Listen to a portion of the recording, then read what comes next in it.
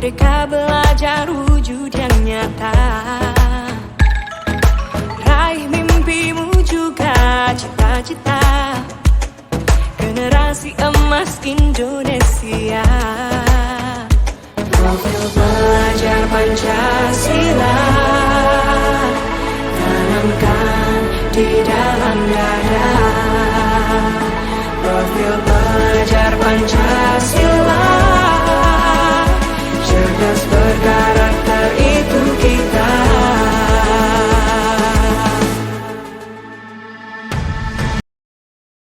Assalamualaikum warahmatullahi wabarakatuh.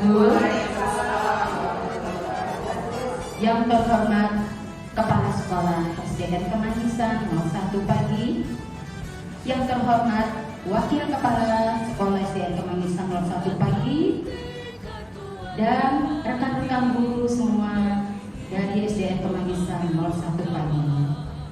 Alhamdulillahirabbil alamin. Wassalatu wassalamu ala sayyidina Muhammadin wa ala alihi washabihi ajmain. Alhamdulillah, hari ini masih kita panjatkan puji dan syukur kehadirat Allah. Rahmat dan salam kita jumlahkan kepada junjungan kita Nabi besar Muhammad sallallahu alaihi wasallam yang telah memberikan rahmat sampai di akhir nanti di kiamat nanti. Acara hari ini adalah acara pementasan aksi nyata modul 1.4 tentang budaya positif yang akan dipaparkan oleh Winda Lupita sebagai CGP atau calon guru penggerak angkatan 9 2023. Adapun susunan acara kita hari ini adalah sambutan dari kepala sekolah. Yang kedua, Indonesia Raya. Yang ketiga, doa bersama. Yang keempat, penyampaian materi dari CGP Angkatan 9 Winda Lupita. Adapun untuk sambutan kepala sekolah, karena beliau tidak bisa hadir di kemari, akan diwakilkan oleh Wakil Kepala Sekolah SDN Kemangisan 01 Pagi oleh Ibu Haji Murifah. Dipersilakan.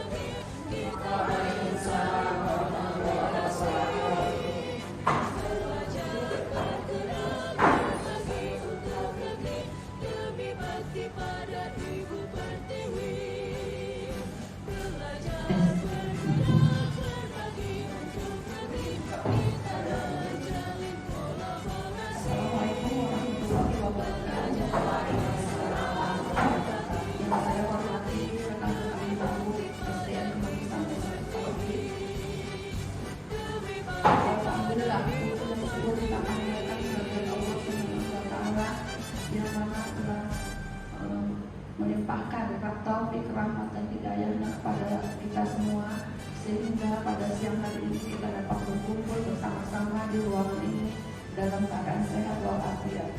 Salawat dan salam tak lupa juga kita sanjungkan kepada junjungan Nabi kita Muhammad sallallahu alaihi wasallam. Semoga kita semua yang hadir di tempat ini akan mendapatkan syafaatnya kelak di yaumul akhir. Amin. Pada kesempatan hari ini,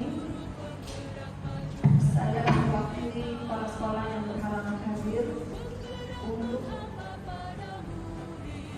berkumpul di sini dalam rangka pementasan budaya positif sebagai tugas guru penggerak angkatan 9. Budaya positif ini sebenarnya sudah lama kita terapkan di sekolah kita, yaitu di SDN Kemangisan 01 Pagi. Misalnya melakukan berdoa sebelum dan sesudah belajar. Yang kedua, membiasakan 5S, yaitu sapa, senyum, salam, sopan dan santun di sekolah kita.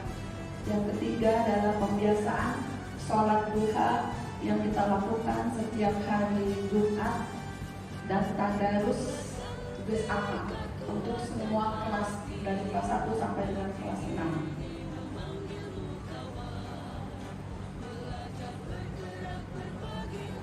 Demikian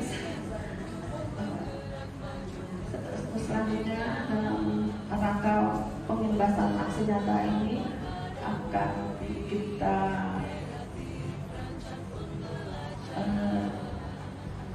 mendengarkan dari guru penggerak kita angkatan 9, Ibu Minda Lupita. Demikian saja. Semoga acara ini, semoga penugasan hari ini berjalan lancar dan membawa budaya positif di sekolah kita SDN Kemanusiaan 1 Pagi yang kedepannya akan bermuara untuk murid-murid kita di SDN Kemanusiaan 1 Pagi. Demikian sambutan saya sebagai wakil kepala sekolah mewakili kepala sekolah yang tidak hadir. Wassalamualaikum warahmatullahi wabarakatuh. Waalaikumsalam warahmatullahi wabarakatuh. Terima kasih atas sambutannya dari Ibu Haji Murifah. Cara selanjutnya adalah penyanyian Indonesia Raya. Dimohon para peserta berdiri sejenak.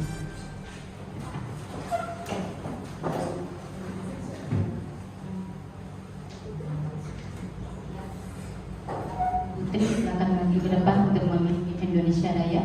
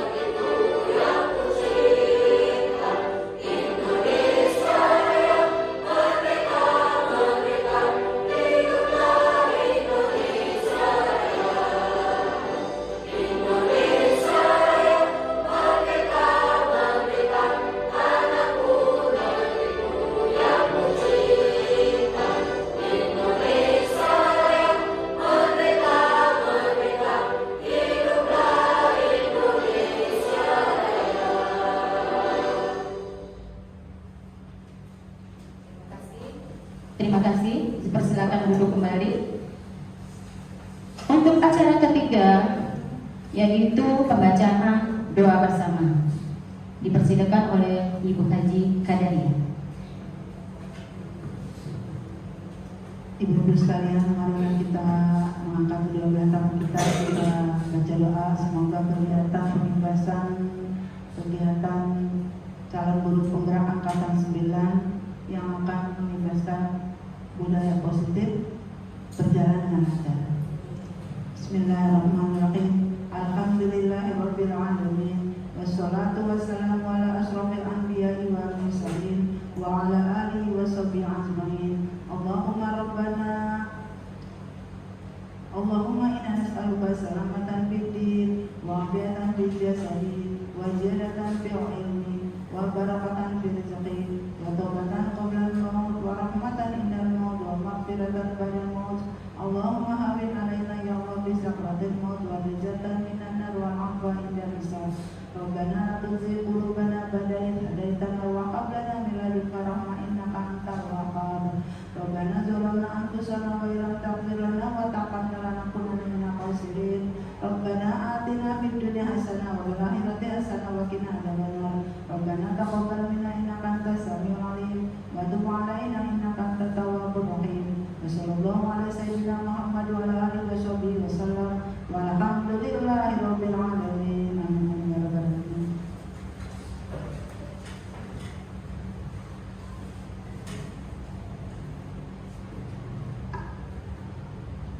Terima kasih Ibu Haji Kadaria yang telah memimpin doa bersama sekaligus sebagai doa penutup, sehingga kita akan melanjutkan susunan acara yang keempat, di mana ini adalah puncak dari acara, yaitu penyampaian materi dari calon guru penggerak angkatan 9 Winda Lubita. Dipersilakan.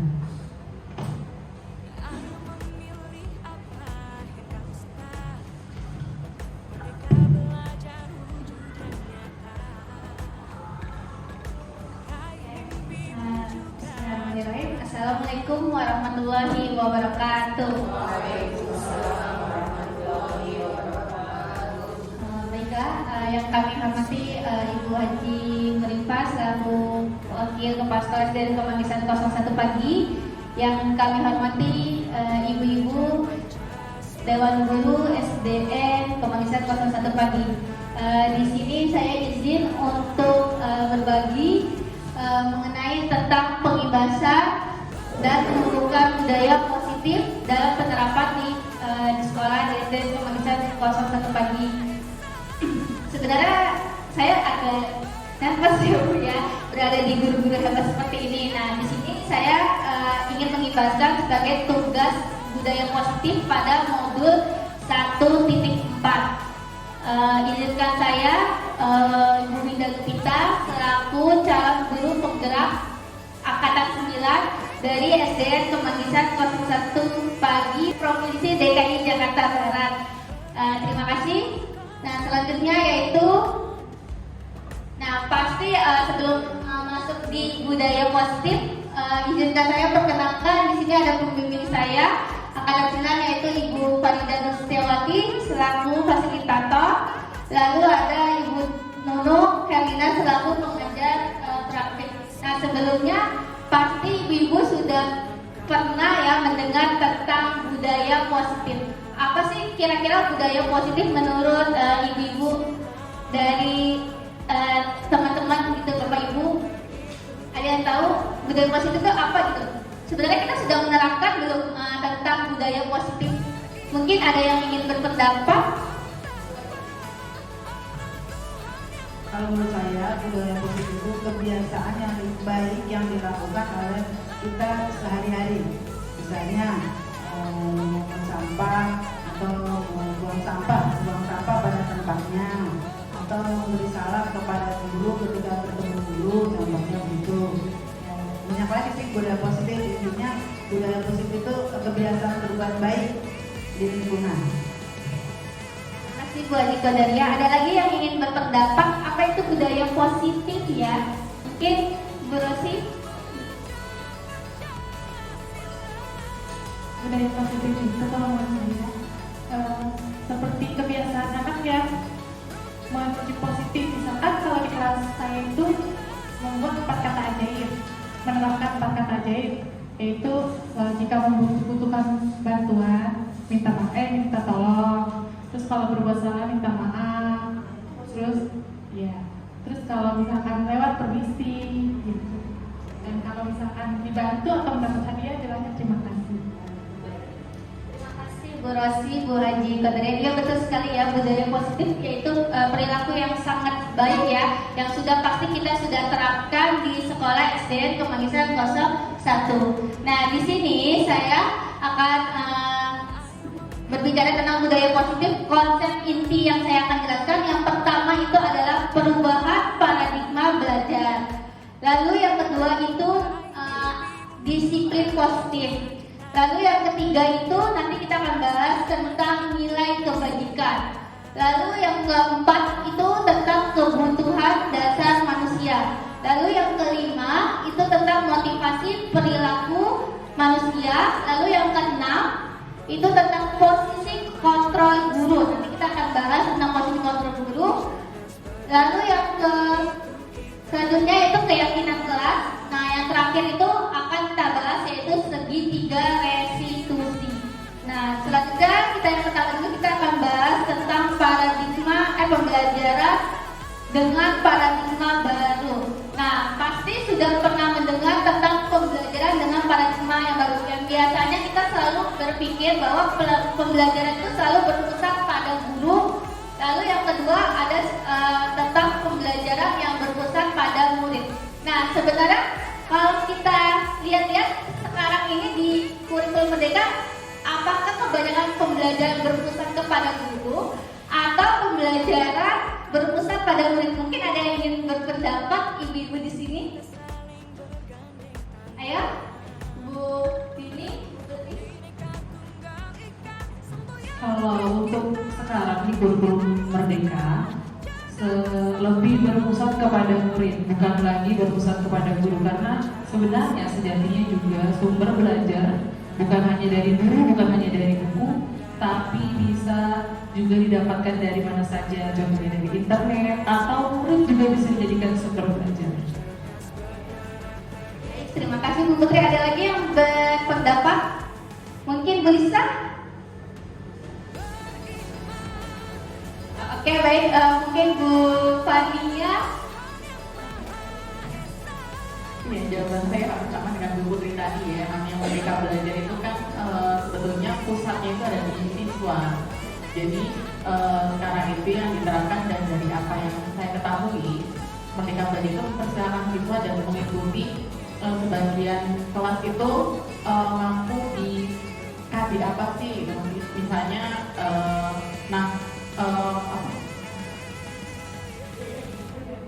lebih menguasai dalam materi apa, nah itu yang dikembangkan kelas tersebut. Tahu saya seperti itu.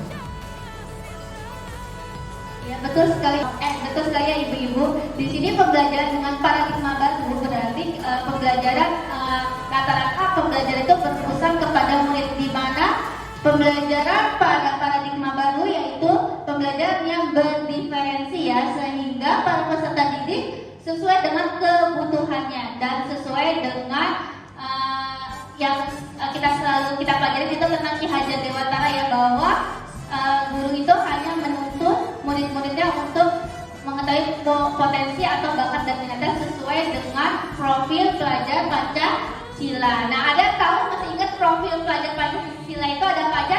Ada 6 dimensi. Yang pertama itu ada beriman dan bertakwa kepada Tuhan Yang Maha Esa, terus ya berkebinekaan global, terus mandiri, kreatif, benar kritis, bergotong royong. Wah, Bu 01 hebat. Tepuk tangan untuk kita semua. Nah, selanjutnya yaitu tentang miskonsepsi teori kontrol. Nah, di sini teori kontrol itu adalah di sini seorang mengontrol murid, lalu bahwa kritik membuat merasa bersalah, lalu mampu menguatkan karakter. Lalu di sini bahwa orang dewasa itu berhak memaksa. Kadang-kadang kita suka memaksa anak untuk anak selalu kerjakan tugas gitu. Nah, sebenarnya kira-kira kita boleh nggak memaksa kehendak anak gitu? Enggak ya, seharusnya ya kita hanya menuntun ya. Nah, selanjutnya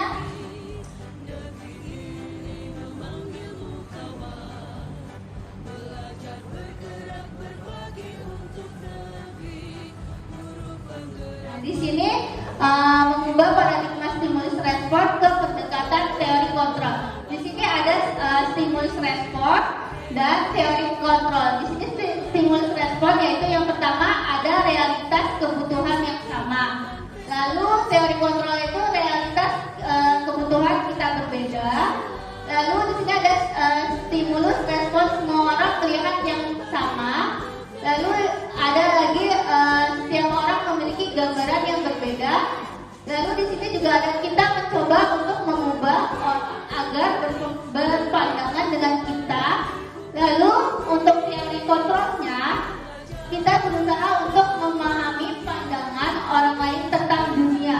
Nah, perilaku buruknya untuk stimulus responnya yaitu untuk kontrol perilaku pasti memiliki sebuah tujuan. Contohnya stimulus respon, misalnya anak itu mendapatkan hukuman oleh gurunya.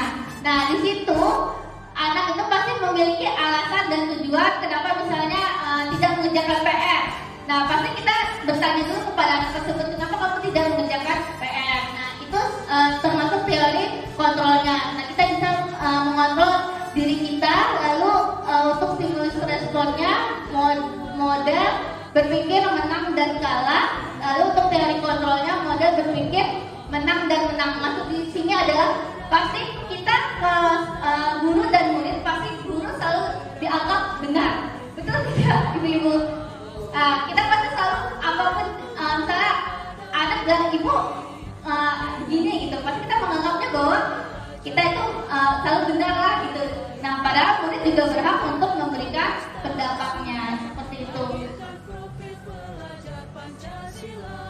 Nah, di sini ada namanya makna kata disiplin. Nah, kata disiplin menurut Bapak Ki Hajar Dewantara menyatakan bahwa untuk menciptakan manusia yang merdeka, syarat utamanya yaitu harus memiliki sikap disiplin yang berasal dari ada dua, ada motivasi internal dan ada yang namanya motivasi eksternal. Nah, kalau motivasi internal berarti motivasinya berada pada diri kita, dalam diri kita.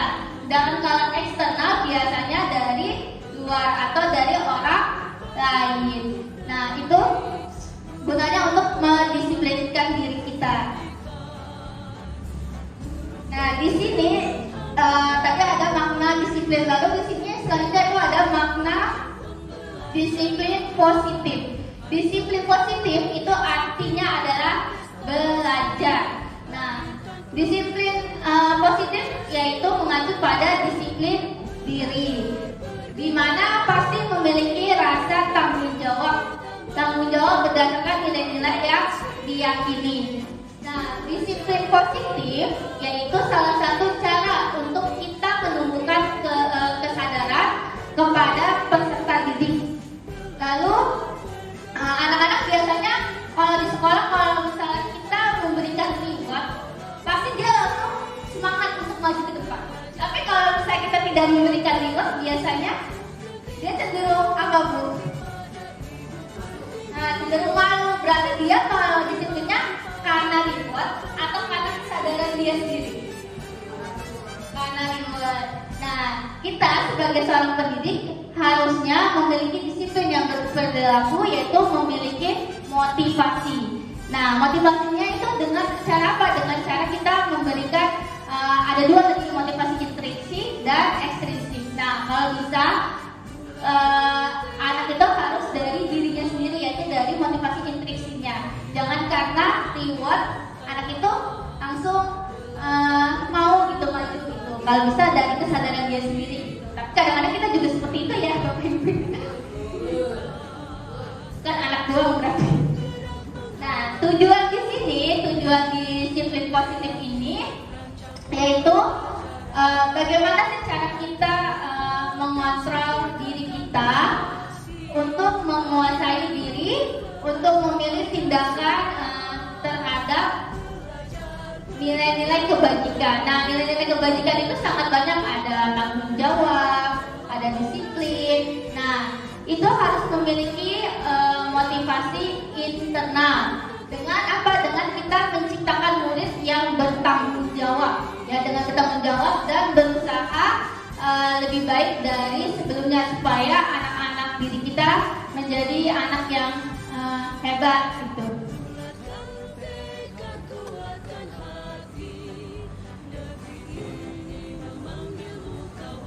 Nah, di sini ada nilai-nilai kebajikan pada disiplin positif. Yang pertama yaitu ada nilai kebajikan, yaitu nilai yang berpusat kepada profil pelajar Pancasila, yang dimana yang tadi kita sudah sebutkan, yaitu beriman, bertakwa kepada Tuhan Yang Maha Esa, lalu berakhlak mulia, lalu berkebinekaan global, gotong royong, dan mandiri serta kreatif bernalar kritis. Nah, itu sesuai dengan profil pelajar Pancasila. Nah, ini contoh nilai kebajikan pada institusi atau organisasi.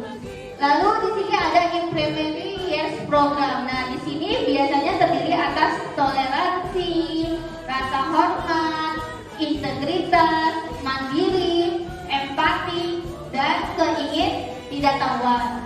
Nah, di situ juga berisi tentang percaya diri dan komitmen. Lalu ada yang namanya keterampilan hidup. Nah, di keterampilan hidup ini kita percaya bahwa pendengar aktif tidak akan merendahkan orang lain atau kita akan memberikan yang terbaik kepada murid, tidak akan menjatuhkan ya. Dimana kita pasti pembelajaran itu selalu berpusat kepada murid dan murid.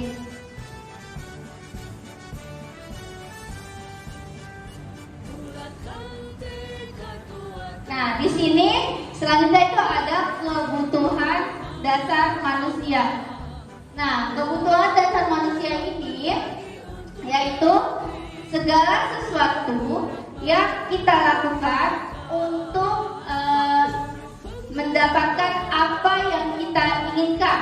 Nah, terus lalu ada tindakan yang kita lakukan yaitu semua berusaha untuk yang terbaik di dalam rangka agar kebutuhan dasar kita penuhi dengan baik. Apa saja sih biasanya kebutuhan dasar manusia, apalagi kebutuhan dasar pada anak, biasanya apa saja Bapak Ibu?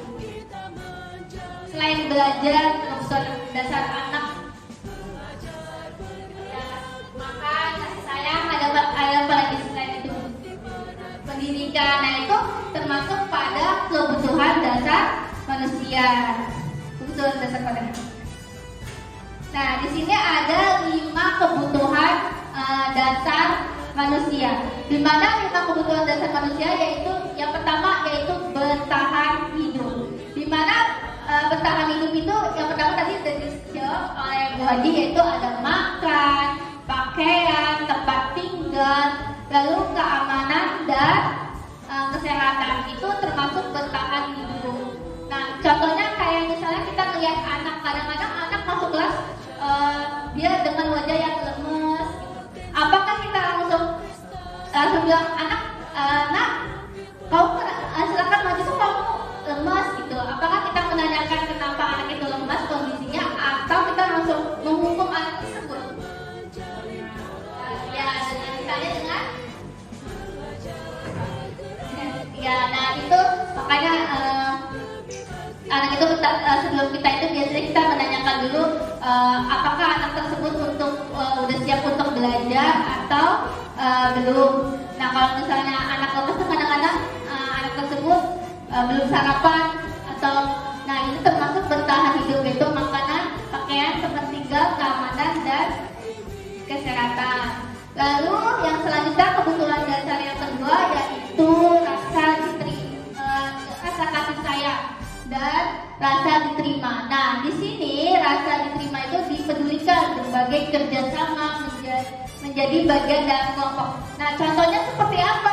Kasih sayang dan rasa diterima. Misalnya ketika anak itu belajar kelompok atau berdiskusi sama temannya.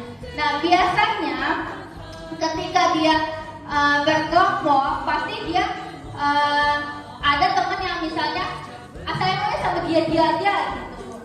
Sedangkan satu lagi yang temen yang agak kurang tidak dibuat kelompokan. Pasti ada atau tidak di kelas Bapak Ibu atau semuanya dijadikan satu yang pintar, yang sedang. Tidak, ya bagus sekali ya Bapak Ibu. Nah, di situ kadang di dalam kerja kelompok itu kadang ada yang mau bekerja sendiri, ada yang dia aja yang ngerjain, ada yang dalam satu tim. Nah, kadang di situ kan ada rasa kasih sayang dan rasa terima, di mana guru pasti ketika anak itu tersebut tidak memiliki kelompok atau tim grupnya, pasti langsung menggabungkan dengan ke kelompok lain. Nah, selanjutnya yaitu yang ketiga itu ada penguasaan. Nah, penguasaan ini yaitu harga diri, keinginan untuk dianggap dan memimpin, berprestasi, diakui dan didengar. Nah, apalagi di SD Kemanggisan 1 pagi kemarin banyak mendapatkan prestasi ya Bu Putri ya. Salah satunya yaitu nari ya. Nah, di situ ada penguasaan. Lalu yang keempat itu ada namanya kebebasan. Nah, kebebasan ini dia mandiri, lalu memiliki pilihan mencoba untuk mampu mengendalikan dirinya. Di situ kebebasan. Berhak untuk memilih sesuai dengan bakat dan minatnya. Lalu setelah itu yang kelima itu ada kesenangan. Nah, kesenangan ini yaitu dia bermain, humor,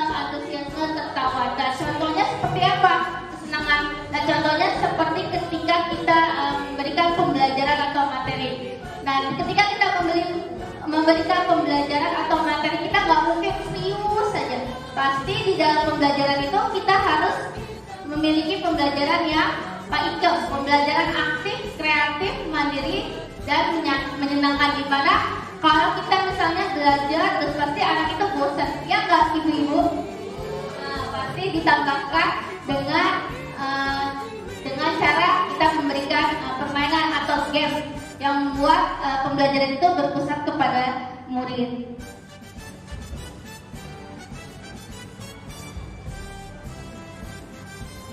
Nah, selanjutnya yaitu motivasi perilaku manusia. Nah, di sini motivasi perilaku manusianya itu yang pertama untuk menghindari ketidaknyamanan hukuman. Nah, ini termasuk motivasi ekstrinsik, di mana motivasi ekstrinsik ini adalah motivasi yang berasal dari luar. Lalu yang kedua itu untuk mendapatkan imbalan atau penghargaan dari orang lain. Lalu yang ketiga itu ada namanya motivasi intriksi. Intriksi ini adalah untuk menjadi orang yang mereka inginkan, menghargai diri sendiri dengan nilai-nilai yang mereka percaya. Jadi motivasi itu ada dua, yaitu motivasi intrinsik dan ekstrinsik. Di mana motivasi intrinsik itu adalah motivasi yang berasal daripada diri kita sendiri dengan kemauan kita sendiri. Lalu kalau motivasi ekstrinsik yaitu motivasi yang berasal dari luar atau dari orang lain.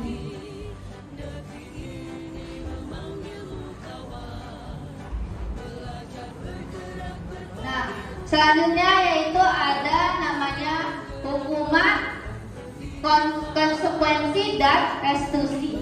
Nah, di sini saya akan menjelaskan satu persatu, yaitu ada hukuman, ada konsekuensi, dan ada restitusi. Hukuman di sini yaitu biasanya hukuman itu tidak terencana ya Bu ya. Nah, hukuman tidak terencana misalnya murid yang tidak tahu apa yang akan terjadi dan tidak akan dilibatkan. Itu yang kedua. Lalu yang ketiga itu bersifat satu arah. Lalu yang keempat biasanya berupa hukuman fisik atau psikis. Nah, sebenarnya hukuman itu boleh dilaksanakan atau tidak, Bu? Menurut ibu-ibu semua gitu. Sebenarnya kita hukuman untuk diberikan anak itu boleh atau tidak? Ada yang ingin berpendapat?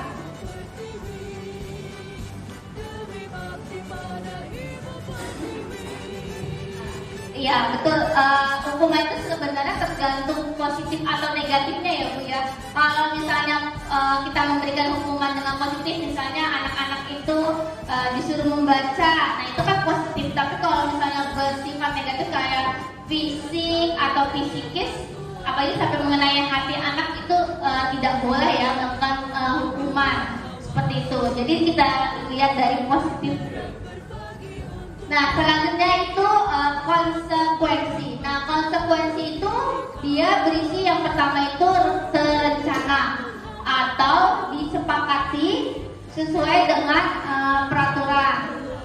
Lalu yang kedua itu murid yang tetap dibuat tidak nyaman. Lalu yang ketiga itu sikap guru selalu memonitor muridnya. Nah, bedanya hukuman dan konsekuensi. Kalau hukuman itu kita kadang-kadang tidak terencana, tapi kalau konsekuensi itu sudah jelas. Kayak misalnya tata tertib di sekolah itu kan sudah jelas konsekuensinya apa aja. Misalnya anak melanggar tidak memakai atribut pada satu upacara. Nah, itu kira-kira buat ibu masukkan ke konsekuensi atau masukkan ke hukuman? Mungkin ada yang berpendapat.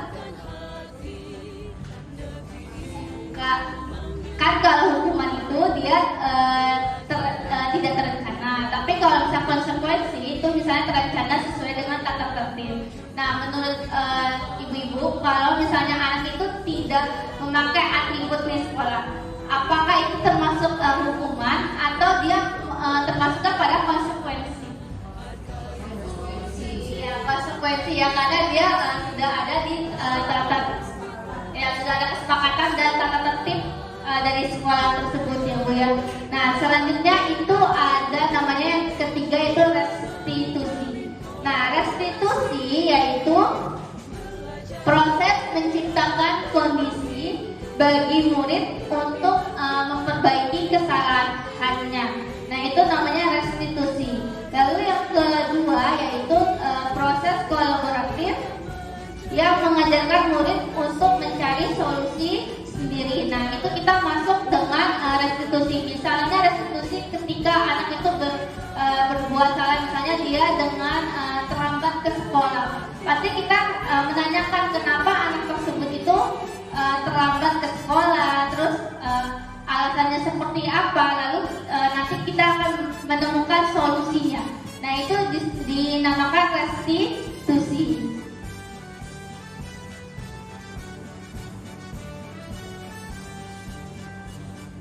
Nah, selanjutnya itu posisi kontrol. Apa yang sudah Bapak Ibu terapkan selama ini? Nah, posisi kontrol ini ada beberapa macam.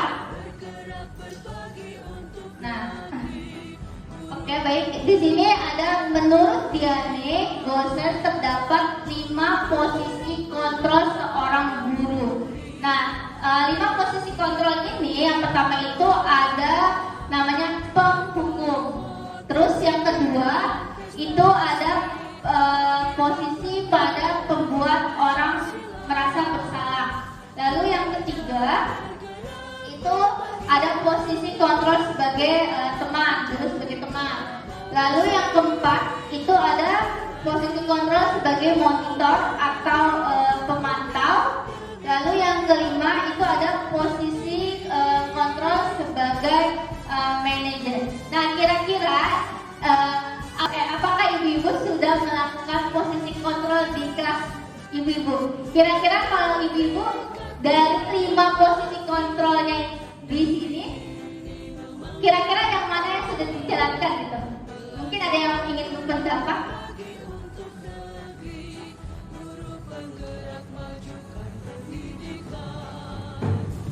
Maksudnya yang sudah menjalankan. Ya, sudah dijalani di sekolah ibu, kira-kira 5 posisi kontrol dari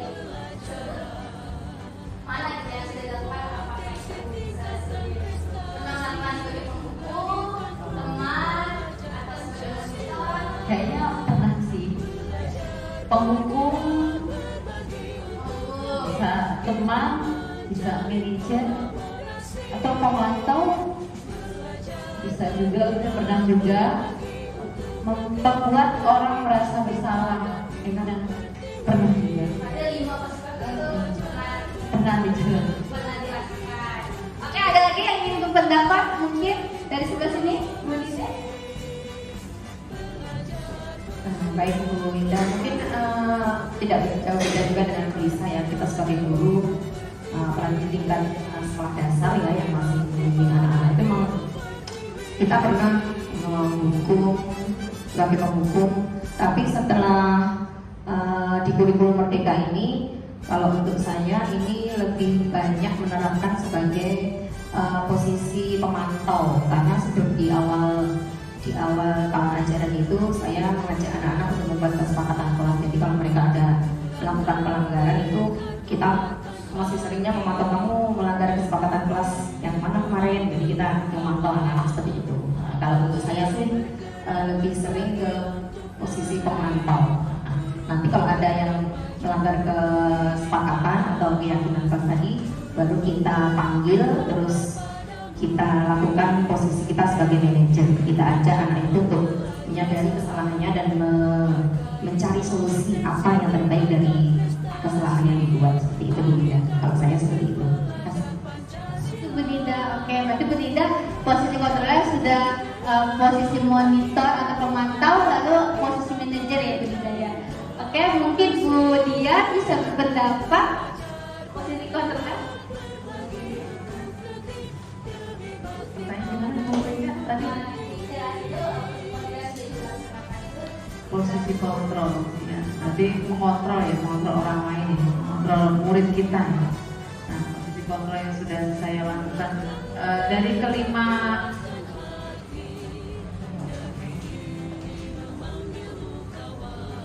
ya, dari kelima posisi kontrol ini saya rasa pernah ya menjadi 55 itu pernah menjadi pembuku, pernah menjadi teman, pernah juga pembuat orang bersalah ketika mereka bersalah kita kecil sampai dia mungkin merasa bersalah, pernah menjadi pemantau dan pernah menjadi manajer juga.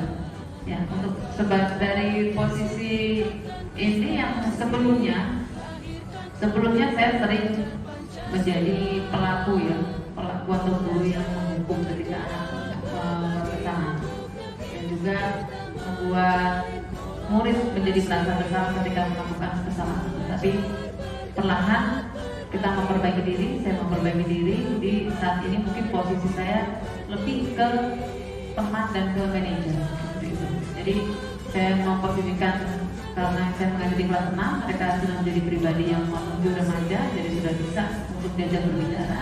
Kemudian sebagai manajer ini saya mengajarkan untuk mereka melakukan konsekuensi dari apa yang mereka lakukan seperti itu. Jadi mereka tahu resiko apa yang resiko perilaku yang mereka lakukan seperti itu. Terima kasih Bu. Oke, baik, terima kasih Bu Lisa, Bu Dian, serta Bu Lida, bahwa kita pasti pernah ya berada pada 5 posisi kontrol itu, yaitu penghukum, pembuat masalah, teman, monitor, serta manajer. Saya juga selaku wali kelas juga pasti saya juga pernah ada di posisi kontrol tersebut.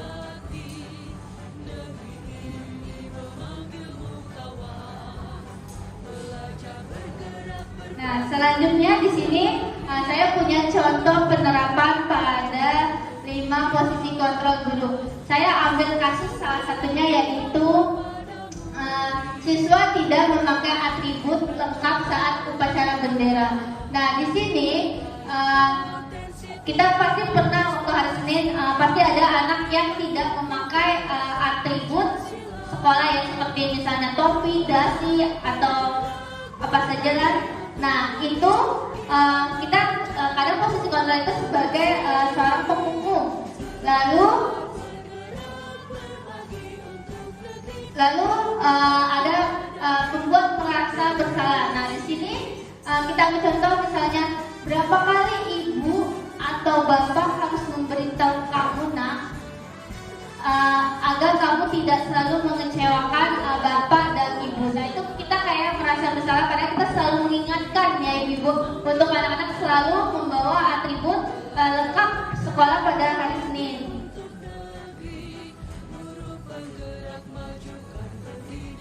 Nah, selanjutnya yaitu sebagai teman. Misalnya sebagai teman itu, ayo dong nak, untuk ikuti aturan tata tertib di sekolah, tolong bantu ibu, misalnya seperti itu.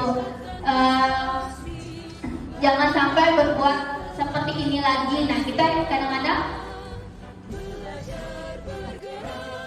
oke, selanjutnya itu posisi kontrol guru yaitu sebagai teman. Misalnya sebagai teman, contohnya yaitu misalnya, ayo dong ikuti aturan ibu guru, tolong bantu ibu atau bapak, tidak apa-apa jangan sampai berbuat seperti itu. Nah, kita sebagai guru di dalam posisi kontrol itu bisa sebagai seorang teman.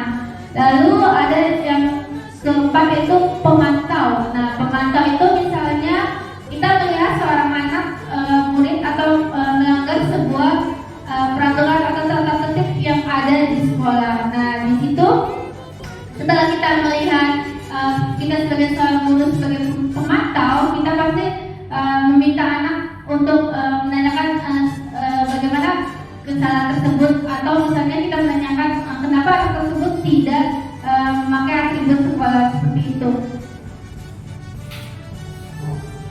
Nah, selanjutnya yaitu kita yang terakhir yaitu kita sebagai seorang manajer, di mana pasti kita menanyakan apakah kamu tahu nak kesalahanmu, kira-kira bagaimana cara kamu untuk memperbaiki kesalahannya. Jadi kita sebagai guru itu kalau bisa harus memiliki posisi kontrol. Yang pertama yaitu posisi kontrol sebagai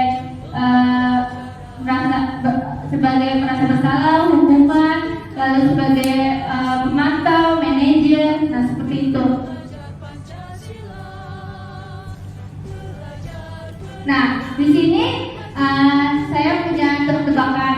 Misalnya saya punya pertanyaan seperti ini. Posisi kontrol apakah aku? Misalnya saya kecewa sekali dengan kamu, nak. Nah, kira-kira ini termasuk posisi kontrol di mana, ibu-ibu? Saya kecewa sekali dengan kamu, nak. Ada yang bisa berpendapat? Dari 5 kontrol itu kira-kira termasuk ke dalam mana? Saya kecewa sekali dengan kamu, nak. Ada merasa bersalah. Iya, betul sekali ya, ibu, yaitu membuat merasa bersalah. Terus selanjutnya pertanyaan kedua, kamu tidak pernah benar melakukannya. Kira-kira masuk posisi kontrol di mana? Kamu tidak pernah benar melakukannya. Kira-kira masuk posisi kontrol di mana? Mungkin bisa.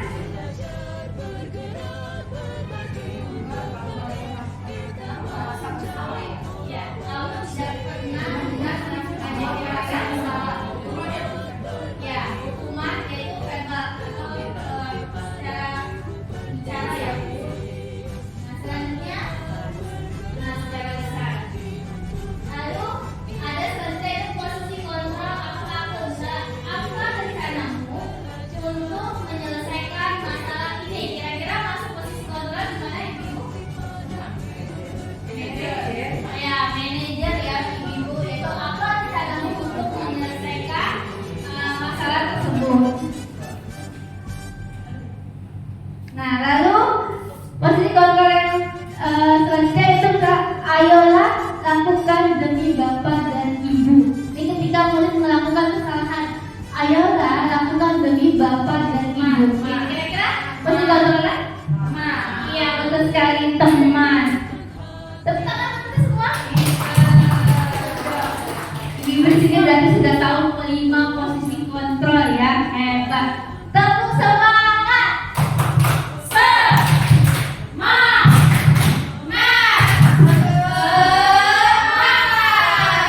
Kita semua. Luar biasa nih, ibu SDK 01 pagi, hebat ya. Nah, selanjutnya yaitu keyakinan kelas ya. Nah, mengapa sih keyakinan kelas itu? Mengapa kita harus membuat peraturan kelas? Nah, di sini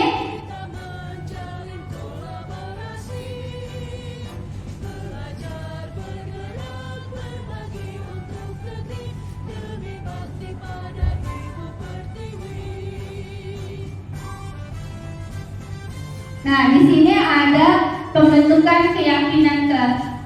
Apa sih bedanya keyakinan kelas dengan kesepakatan kelas? Ada yang ingin berpendapat apa bedanya kesepakatan kelas dengan keyakinan kelas? Kan yang kita tahu kita sering buatkan kesepakatan kelas. Nah, di sini ada keyakinan kelas. Mungkin ada di sini ibu-ibu yang ingin berpendapat apa bedanya kesepakatan dengan keyakinan kelas? Mungkin Bu Nida bisa berpendapat bedanya keyakinan dengan kesepakatan kelas?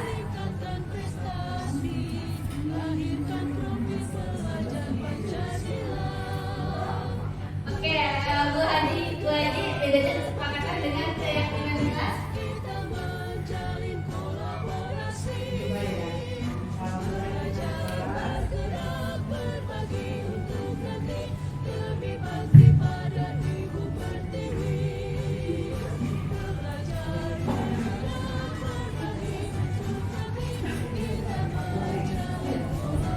Keyakinan kelas merupakan bentuk peraturan yang dibuat dan dibuat bersama oleh kelas tersebut dan diyakini dalam proses pembelajaran. Kalau kesepakatan lebih kepada hal-hal yang sudah disepakati. Misalnya kita sepakat ya belajar mulai pukul 7. Nah, nanti pulang pukul 2 siang gitu. Kita sepakat anak-anak istirahat pukul setengah jam, pukul 9 setengah 10.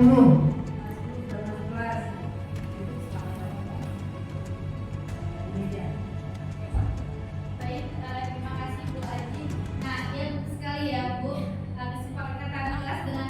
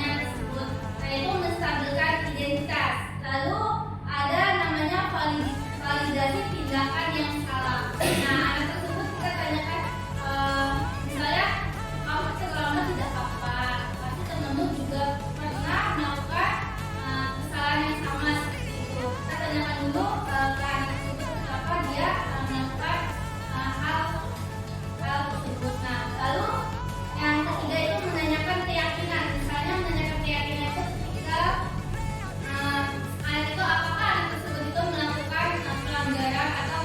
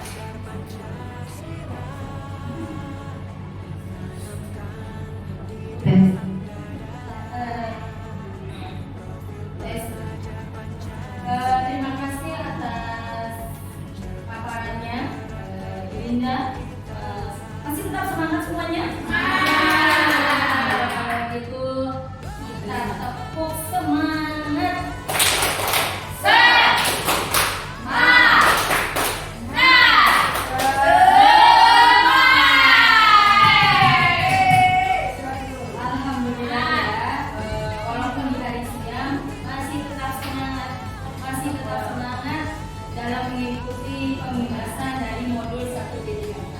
Sebelum ditutup, mungkin ada dari sini ibu-ibu yang ingin bertanggung jawab atau menanyakan sesuatu yang masih tinggal dari aris, ya, atau ada sesuatu yang ingin masih mengandung, barisan tangan dulu. Cukup. Kalau dari segi kiri, cukup. Oke, kalau gitu saya meminta mungkin ada salah satu dari guru yang merepresentasikan kegiatan kita hari ini.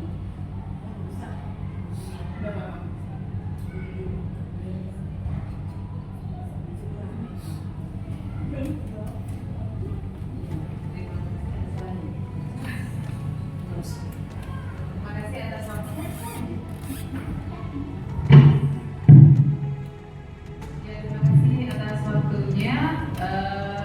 Refleksi saya tentang kegiatan hari ini luar biasa yang disajikan oleh Ibu Winda sebagai narasumber hari ini tentang budaya positif. Jadi guru-guru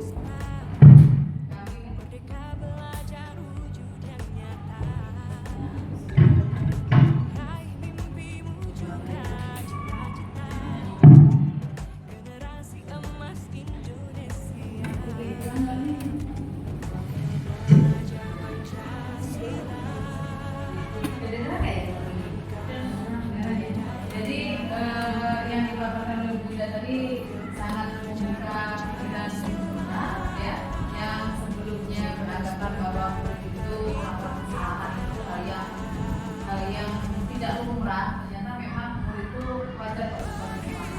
Jadi kami akan berbanyak yang berbeda ini menggunakan sendiri dari fisik yang ada di sini melakukan kesalahan. Itu refleksi dari saya. Selamat Bunda, semoga sukses. Terima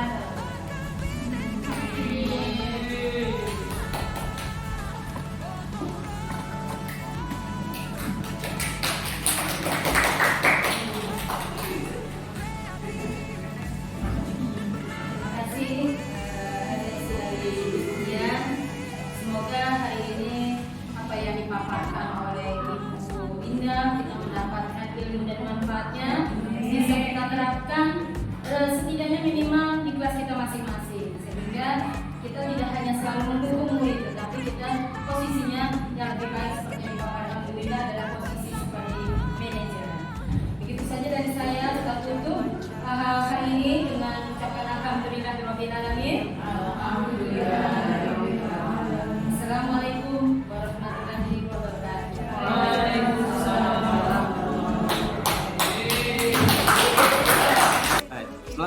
Assalamualaikum warahmatullahi wabarakatuh.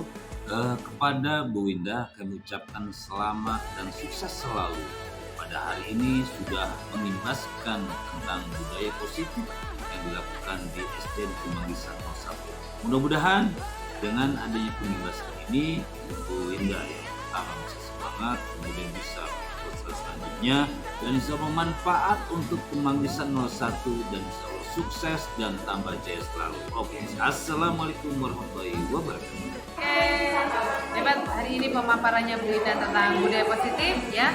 Sukses selalu, semoga budaya positif bisa diterapkan di SDN Kemanggisan 01 Pagi sehingga murid SDN Kemanggisan 01 Pagi lebih berbudaya positif dan bersikap positif ke depannya lagi, ya. Terima kasih Bu Winda, sukses terus CGP-nya. Selamat. Halo, saya Ibu Nida. Hari ini sudah mengikuti kegiatan pengimbasan budaya positif yang disampaikan oleh calon guru penggerak angkatan 9 yaitu Ibu Winda. Menurut saya kegiatan hari ini atau pengimbasan budaya positif hari ini sangat bagus. Penjelasan dari Ibu Winda juga sangat mengena dan memberikan pemahaman atau pemikiran baru untuk rekan-rekan sejawat di SDN Kemanggisan 01. Sukses terus untuk Bu Winda dan lancar terus kegiatan pendidikan guru penggeraknya. Terima kasih. Raih mimpimu juga cita-cita generasi emas Indonesia. Profil pelajar Pancasila tanamkan di dalam dada. Profil pelajar Pancasila cerdas berkarakter